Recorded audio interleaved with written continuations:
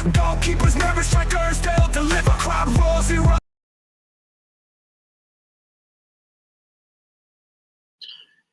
Hello there, football fans. You're welcome to the Goma, the football channel. So, in this video, I will be, reacting and giving my opinion on, some breaking news or some transfer updates given by, Football Transfer Insider Fabrizio Romano. So, I'll be playing the clips and then I'll give my reaction to, each new news item. So, stick around with me. Let's jointly react to the videos.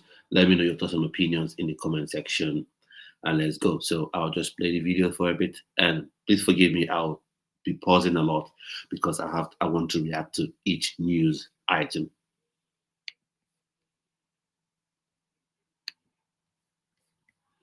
Let's start with the news of the last 24 hours. An agreement done between Juventus and Igor Tudor to become the new head coach of the club. A really busy situation at Juventus. We've been telling you also here in the channel. You can find the Italian version also with Matteo about Igor Tudor and Juventus as the wanted candidate to become the new head coach at Juventus.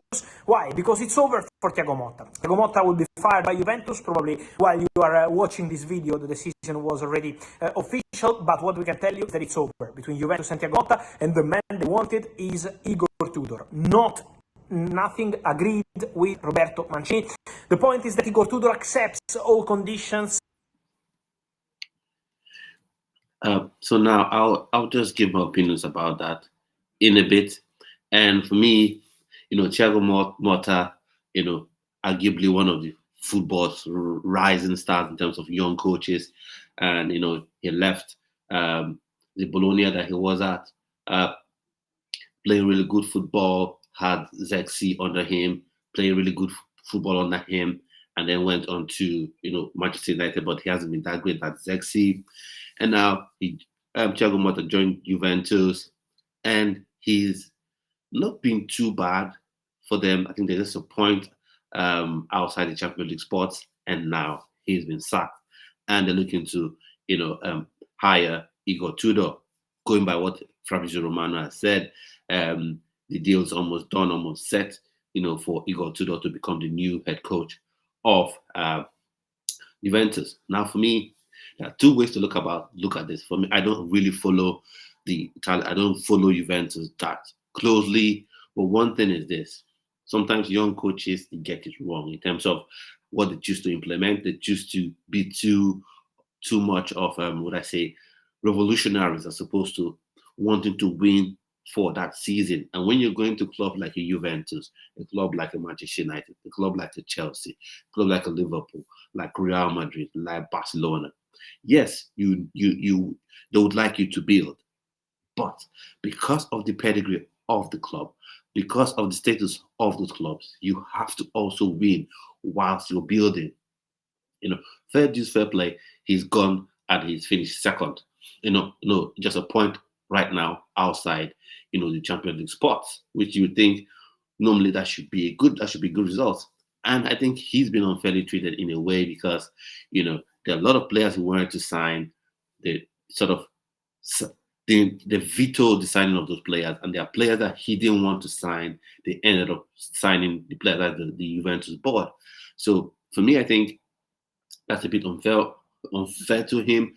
But for top clubs, if you're a young manager, before you make that jump, before you make that move to that club, you have to also be aware that the nature of the beast is, if you don't win like they're used to winning, you always have the possibility that you could lose your job.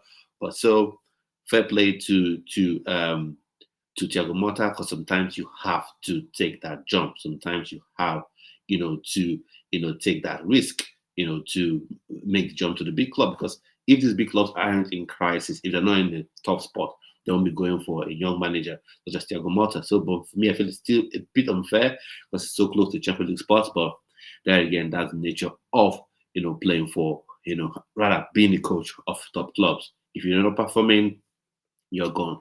And one thing for me is this is a lesson for Premier League football fans, like fans of Chelsea, Manchester United. Outside the Premier League, you don't get time. You don't get 5 years, 6 years, project. You don't get time. You're gone. If you're not delivering, you're gone. Let's hear more from Fabrizio Romano, and I'll continue to give my opinions. And let me know what your thoughts and opinions are in the comment section. Now let's go back to him right now. For the next 3 months till June, and then an option to extend the contract till 2026 if Juventus qualify to Champions League for the upcoming season. So former Lazio, Olympique Marseille, Verona coach Igor Tudor says yes to this opportunity. Good luck to Tudor, who is already on his way to Turin. And so you see Juventus have de-risked the transfer for themselves. I mean, the move for themselves. What they've done is, look, we're going to give you 3 months, and then based on what you've done for 3 months, if you get us in Champions League spot, get us playing the kind of football that we want to see, depending on what the board at Juventus want to see, then probably give you an extension that'll take you on to 2026. But for now, you have to just perform now and win. And for me, I think it's sensible, from the Juventus side point of things. You don't want at this time to say, okay, we're giving you a 3-year contract. Another lesson for Premier League clubs as well. You see a coach, you're getting him in midway to the season, and you give him 5 years when you could sack him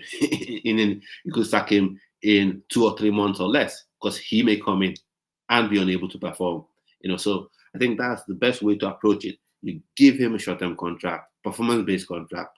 If you get to certain objectives, if you help us achieve certain objectives, then for sure we can extend your contract. Other than that, we give you this 3 months short-term contract and see, what you do. So let's listen to other stories, other breaking news or transfer updates from Fabrizio Romano, and I'm going to give my updates, on it. So just one moment, and then we'll get back to it. To sign the documents and become the new Juventus head coach after he was a coach assistant for Andrea Pirlo. Then he was a Juventus player in the past, and now back to the club as an head coach. More to say, guys, for a Juventus former player, because Juventus have something close to a 20% sell-on clause for Dean Huijsen, one of the most talented centre-backs in Europe. I've been telling you several things about this player. In January, I was here on YouTube to tell you he has a release clause into his contract, so keep an eye on the situation of Huijsen, because it could be really interesting for the summer transfer window. Then I returned here in February to tell you the release clause is £50 million. I can confirm once again, guys, that the clause is there, that the clause is £50 million, and the clause is valid this summer. So all clubs have started moving to understand whether they want to agree a deal with the player and then pay the clause to Bournemouth, or if they want to negotiate with Bournemouth. Sometimes with the release clauses, you can go there, pay the money and get the player, or you can go there.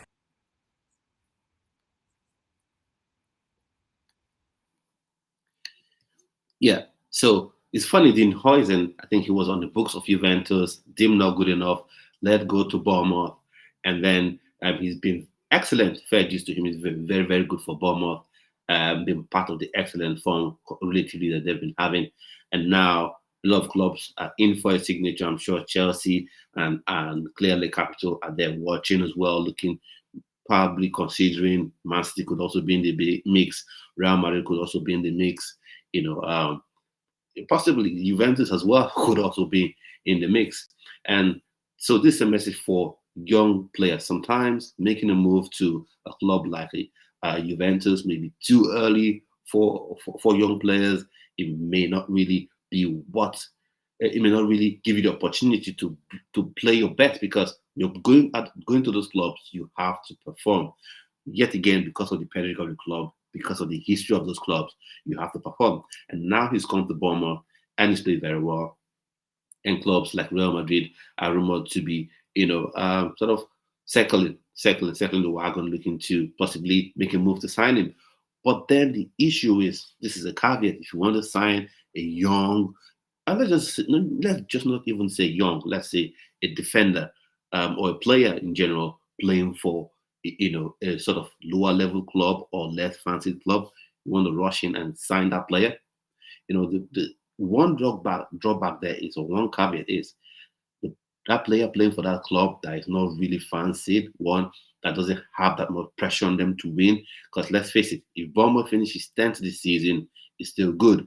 It's still seen as an excellent season for them. So when you get into sort of defenders, now they could turn out right in that they come in and they rise to the occasion and become very, very good signings for you.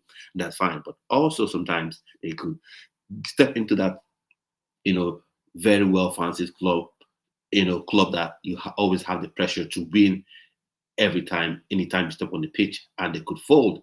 That's always, the risk you have to take. But I guess that's a risk you would have to take. And then this time and age, £50 million buyout clause for me, may not seem too much in an era where you're signing a Giovanni Quenda that he's not even going to play, till 2026. So £50 million may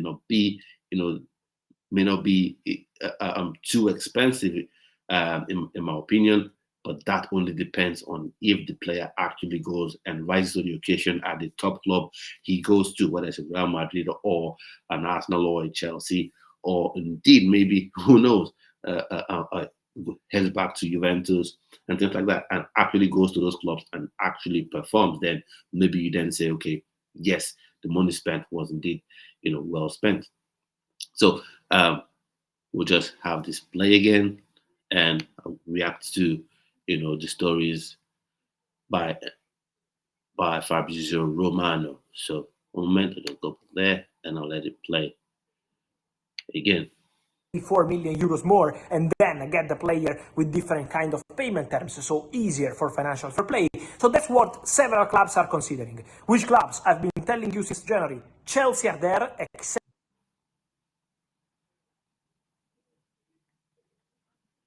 Real Madrid have to decide.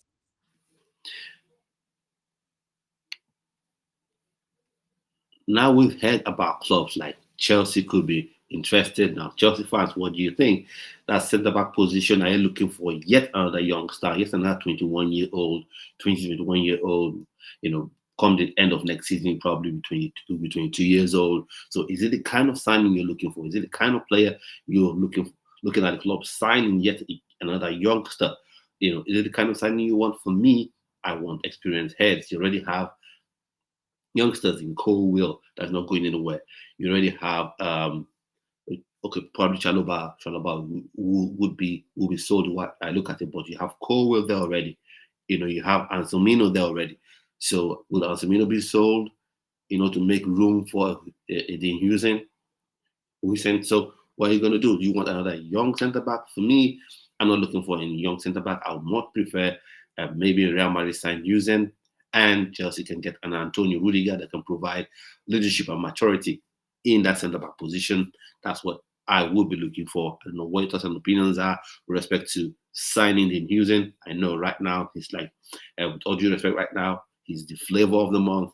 He's on the lips of every content creator as a top centre back to get. But you have to look at your needs, what you actually need from just perspective. I think actually a striker, that's what Chelsea needs. And I know, to be fair, that has been making the rounds in terms of content creators, the news as well. And I think Fabrizio Romano has highlighted that before, that Chelsea are looking to sign a striker.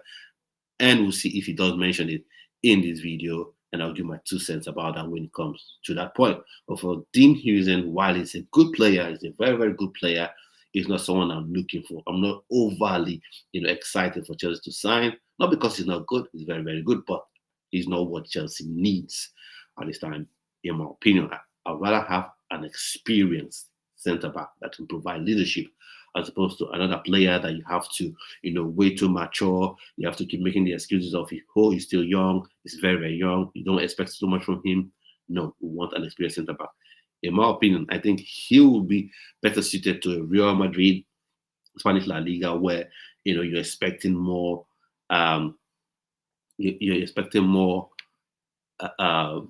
technical play, and the physical, requirements of the league is not as much as not as you have in the Premier League. And let's face it, whether or not you're a defender, if you're playing for a top side, defenders strikers will play differently against you. Defenders will play differently against you once you are at that top club. So that's my thoughts with respect to Dean Huijsen. What are your thoughts and opinions in the comment section? If you're not a Chelsea fan, would you like him at your club? Let me know what you think. So I'll just play the video again, and then I'll give my 2 cents on the next transfer topic that he talks about. Decide internally what they want to do for centre backs.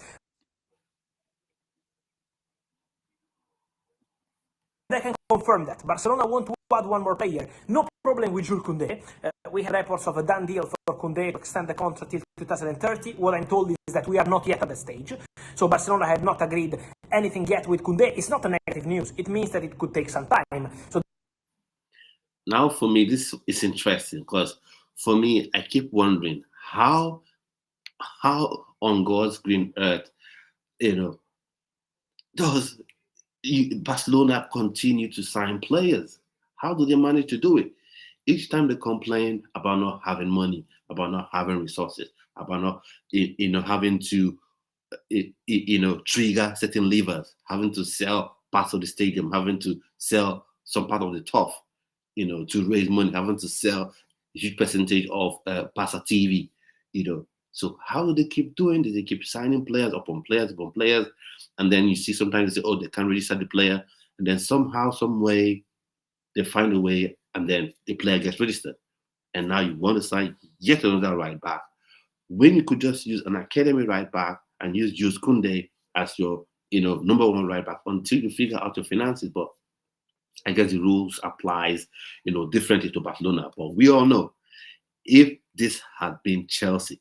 If this had been Chelsea that were triggering different levers, selling parts of the club, selling Chelsea TV, selling maybe the Chelsea app, selling parts of Cobham, by now the uproar would have been deafening by now. But anyway, I guess different strokes for different folks. So let's continue to listen and see how things develop.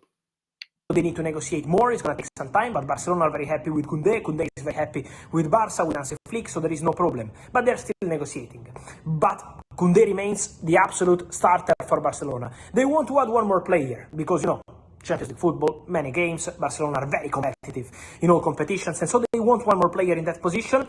Sport report about Vanderson from Monaco. I can confirm that he's one of the players they appreciate. Deco has a very good relationship with the agent of the player, Giuliano Bertolucci, so for sure. So saying they want to sign Vanderson, I think he's a Monaco fullback.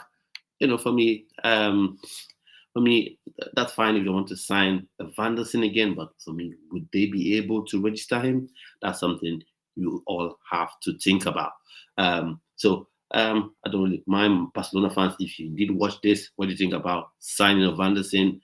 Do you need that backup? Wouldn't you rather prefer, a La Masia graduate to come in and be this, backup or understudy of Jules Koundé, given the financial state of Barcelona? Or can you tell me if indeed Barcelona, the financial standing of Barcelona has indeed improved enough for, the acquisition of more players? Because it's not just the sign-on fee. You also think about the, weekly wages of these players that they have to pay.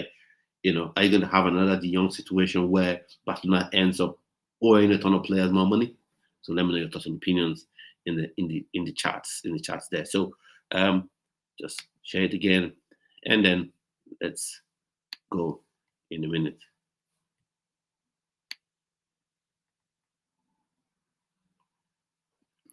So move on to summer for a new striker. For Barcelona, for Chelsea, a striker is going to be really, really important. Not only the striker, I also expect Chelsea to sign a defender. I also expect Chelsea to sign a winger. So I expect an important summer for Chelsea. But the striker is absolutely crucial. And selling players is also absolutely crucial. So let me mention some names. Of course, we will mention later, closer to the end of the season, the players who are already in the squad. But there are some players now on loan who are not going to be part of the project for next season.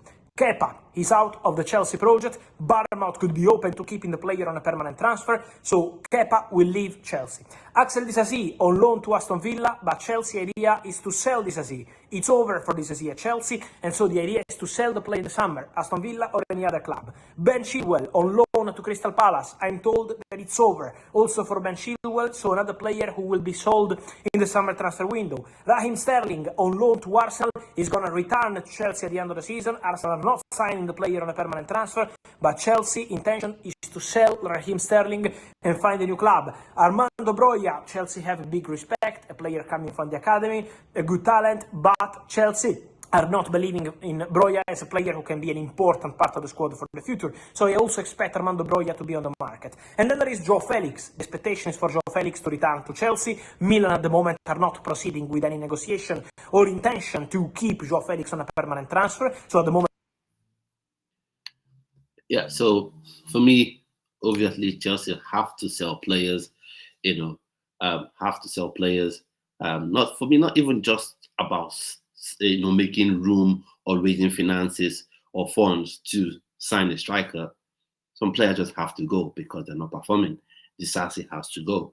The way Maresca wants to play. Although I haven't been a fan of having Disasi play as a right back, I've never been a fan of centre back playing as right back. But even when it comes to actually playing as a centre back, you want to play a high line, you don't need Disasi. Disasi for me is limited in terms of how you want to play him. If you want to play him as a central centre back that plays, in a deep line, that plays, in a prototypical orthodox back four, then he will be good. Because I think he's better on the ball than people give him credit for. So he can play in that regard. But if you want him to play in a high line, there's no way he's going to play there. And this new weird thing, that new sort of young managers have started to come up with, which is, a wide centre back where you're having right backs so spread out so wide that almost that right where you have your fullback, where your fullback should be, that's where you have them to be. For me, that's one thing I don't like. But even if you want to play higher than Disasi does not fit, so for me, Disasi, okay with him, he has to go. Sterling as well, I think he has to go. The fact is that he's gone to Arsenal and not been able to, really pull up any trees and not even being able to stand out in that Arsenal team, for me, just says he's got to go. Because even under Pochettino, I saw sometimes when Sterling would cheat the press. So for me, I think Sterling is fine. He has to go. For me, I would have even added Badiashile to the list. Kunku as well, for me, I think should go. Not because he doesn't have quality. Of course, he does have immense quality. But a combination of how, the head coach of Chelsea, Enzo Maresca, has treated him, and the way he has responded in this couple of days, couple of weeks that Jackson has been out, and he's been sort of asked to come in and fill in, sometimes as a striker or as a wide player. For me, his head is no longer here at Chelsea. It's time for him to leave for himself and for the club. Because for me, we also Christopher Nkunku during preseason, he was Chelsea's best player. Maresca comes in, decides I'm going to play him out wide. As the season started, preseason he played in that central role, playing that 10 role behind the striker. Then season starts, you play him out wide. Then you play him as a striker. Then you drastically limit his minutes, keep him on the bench. Even when Palmer would struggle, if Palmer would be injured, you still don't play Nkunku in that 10 role. Even with João Felix, I think that's another person who has received so much unfair criticism, in my opinion. He's a 10. He proved it in that Leicester game that he's a 10, and he can also combine and play with Cole Palmer very, very well. But for whatever reason, Palmer will be injured, playing on his last legs. Still, Maresca would refuse, to bring on João Felix, or to bring on Nkunku. So for me, I think Nkunku's head is gone. It's gone. João Felix, maybe clubs are being tentative about him right now because he was that wonder kid, that golden boy at Benfica. And then for me, he made that wrong move to Atletico Madrid because the kind of football they play there doesn't really work for a player like João Felix. He went there, didn't work out for him. And then he went to Barcelona. It worked out for him a little bit, but still didn't really establish himself for whatever reason, combination of the coach and everything. He didn't really stand out there. And then he's come to Chelsea. The way Enzo Maresca treated him for me has been really, really poor in my opinion. And then he's got loaned again to AC Milan. So clubs are looking at, oh, this kid, are you sure he's good? Benfica was good. Went to Atletico Madrid, didn't quite make it there. Went to Barcelona, didn't quite make it there. Went to Chelsea, hasn't quite made it there and been loaned out to AC Milan. So that will be the thoughts in, the minds of sporting directors of football. This player isn't good enough. We just have to, let him go. So I think that's my thoughts on that. More players should be sold. Added to that list, in my opinion, Sterling, Armando Broja. So sad for the player because I used to watch him play for Chelsea Academy. He was very, very good. He showed that he was head and shoulders above that level. He went to Vitesse. He was good as well. And when he came back to Chelsea, I think he's down again to the way he was handled by, Graham Potter. Graham Potter didn't treat him really, really well, in my opinion. And then spate of injuries really hampered his development, even under Mauricio Pochettino. And then he got loaned to Everton again. Injuries blighted his development. So for me, it's so sad, but I think he has to go as well. And if Chelsea are looking for a striker, there's one name. I know who want to say Sesko, who want to say Liam Delap. For me, is Victor James Osimhen. He's seen what he's done for Rwanda. To see what he's done for Nigeria against Rwanda. He's now the second high all-time leading scorer for Nigeria. You've seen what he's doing for Galatasaray.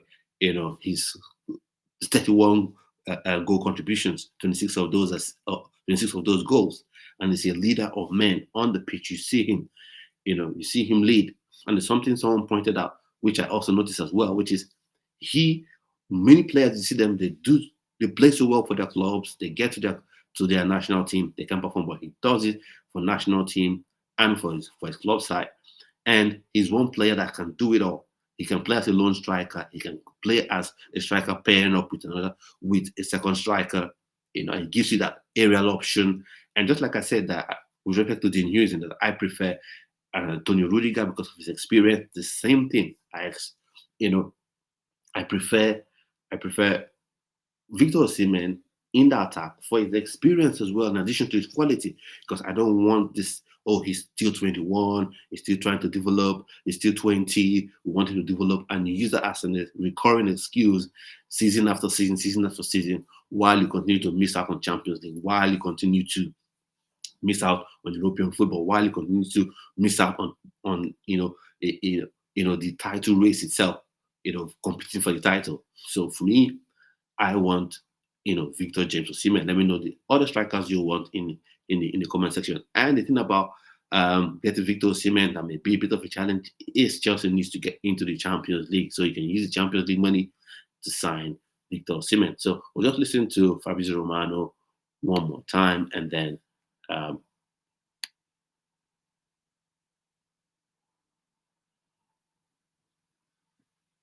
so I think this is just Chelsea. So let's follow all the situations, because Chelsea will be for sure important part of the summer transfer window. And so guys, I'm your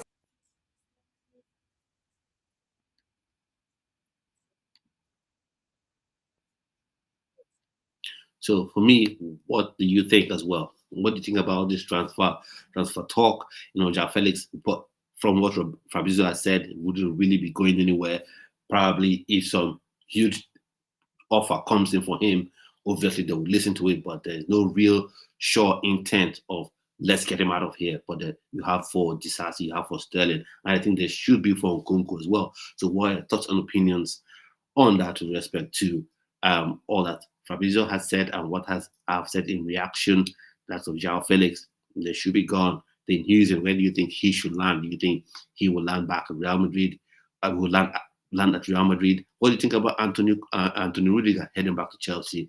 Let me know your thoughts and opinions. What do you think about Chelsea signing Victor Osimhen? I think that's the striker I want, but what striker do you want? And just give your general comments on the various transfer updates, and tell me if you would like to see this type of reaction videos in the comment section. And please do subscribe to the channel, like it, and share this video to people you feel will love this content as well. So at this point, I've come to the end of this video, and hopefully I'll see you in yet another video. So like I always say, stay well and stay blessed.